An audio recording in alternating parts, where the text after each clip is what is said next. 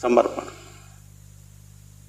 अर्जुन का इतना समर्पण हो गया था, तो जब शिष्य का इतना समर्पण गुरु के प्रति हो जाता है, उस समर्पण में वो बातें समझ में आती हैं, इससे पहले समझ नहीं आती।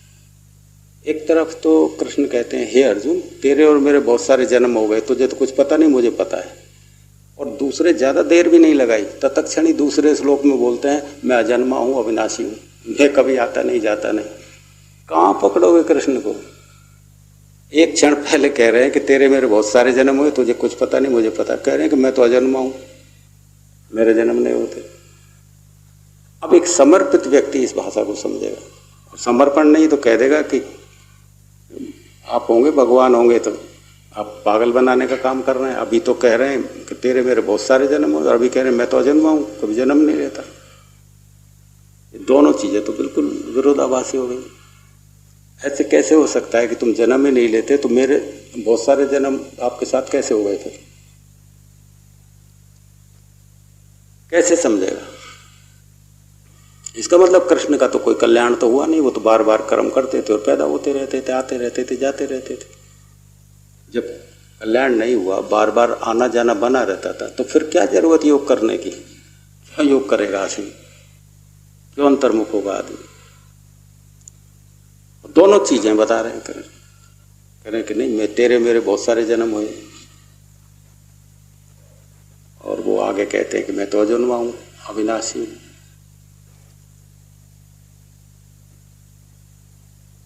तो ऐसा वो क्यों बोले?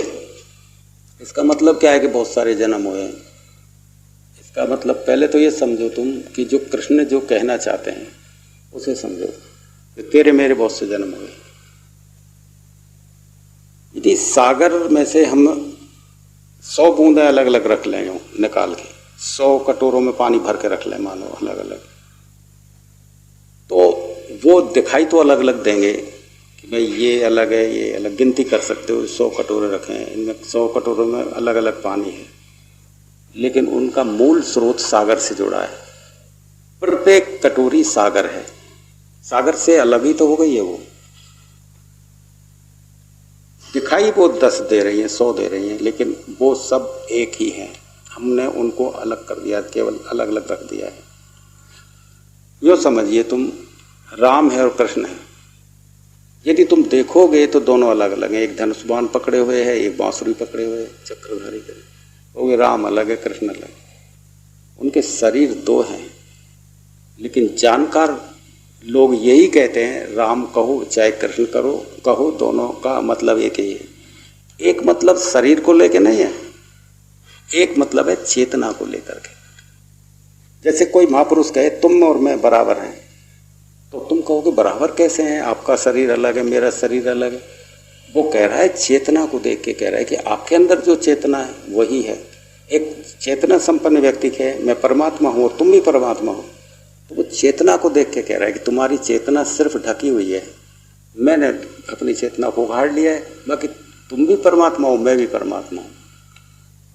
एक यानी जो अंदर का तत्व चेतन है वो सब में समान है, वो अलग नहीं है।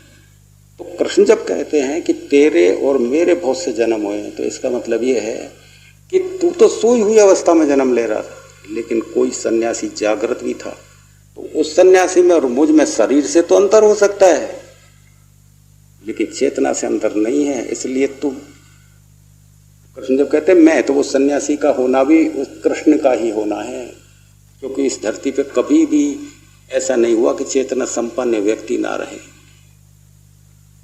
चेतना संपन्न व्यक्ति हमेशा रहा है। तो वो कहते हैं कि तू भी था और मैं भी था, तो ये इसका मतलब ये थोड़ी कृष्ण मोर पंख लगा के हर जन्म में अर्जुन के साथ में ऐसे ही बांसुरी बजा के नाचते रहे, ऐसा थोड़ी है कोई, ये थोड़ी कहना चाह रहा है। लेकिन तुम्हें लगेगा ऐसे ही कि कृष्ण जब कहते हैं कि तेरे और मेरे बहुत सारे जन्म हुए, तो बहुत सारे जन्म होने का मतलब है कि तेरी अवस्था तो सोई हुई थी, तू तो कर्मानुसार जन्म लेता ही रहा था, लेकिन चेतना संपन्न व्यक्ति, एक महात्मा, एक संत जरूर इस धरती पर रहा है, वो ही तेरे साथ ही जन्मा है। और चेतना, राम कहो चाहे कृष्ण कहो, राम की और कृष्ण की चेतना अलग नहीं हो सकती।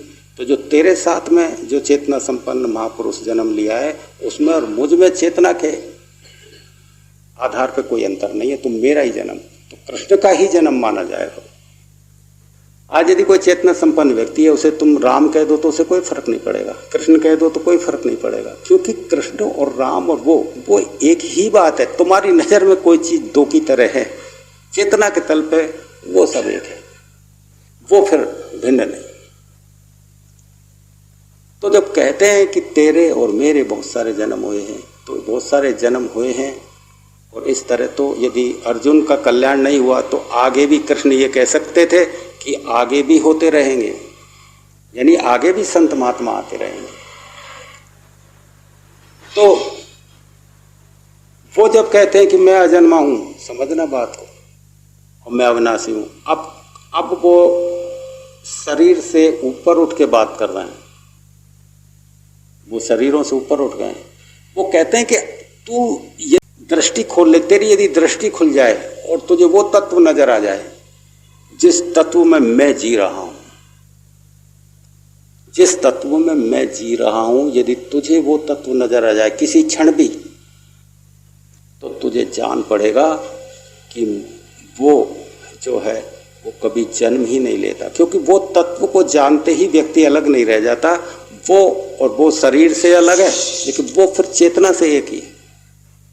चेतना अपनी, तुम्हारी जो चेतना है, यानी बूंद को यदि तुम सागर में डाल दो तो वो सागर कहलाती है, फिर बूंद नहीं रह जाती है। तो तुम्हारी चेतना जब उस असीम से एक हो जाती है तो तुम अलग नहीं रहते, और फिर उस अनंत का विस्तार इतना है कि वो कभी जन्म नहीं लेता, वो सदा है, वो सदा है। तो जब वो कहते हैं कि मैं अजन्मा हूं, तो वो ये कहना चाह रहे कि अर्जुन, यदि तू उस तत्व को जान लेगा जिस तत्व को मैं जानता हूं, तो तुझे पता लगेगा कि वो कभी जन्म ही नहीं लेता है, उसका कभी नाश ही नहीं होता है, कभी नाश नहीं। शरीर मर जाते हैं, वो कभी नहीं मरता है। तो ये एक ही क्षण में दोनों चीजों को समझा रहे हैं, दो दृष्टि दे रहे हैं, और दोनों दृष्टि सही है, दोनों में कहीं फॉल्टफुल नहीं है। कृष्ण दोनों में जो बात कर रहे हैं वो वही ऊंचाई की वही बात कर रहे हैं कि यदि तेरी चेतना में जागृति आ गई तो फिर तुझ में और मुझ में कोई भेद नहीं रह जाता है, और जो भेद खत्म करने वाला तत्व है वही है अविनाशी, वही है अजन्मा, वो कभी जन्म नहीं लेता है। वो तो एक मौज उठती है ना उस सागर में, तो वो मौज के साथ कोई बूंद छिटक जाए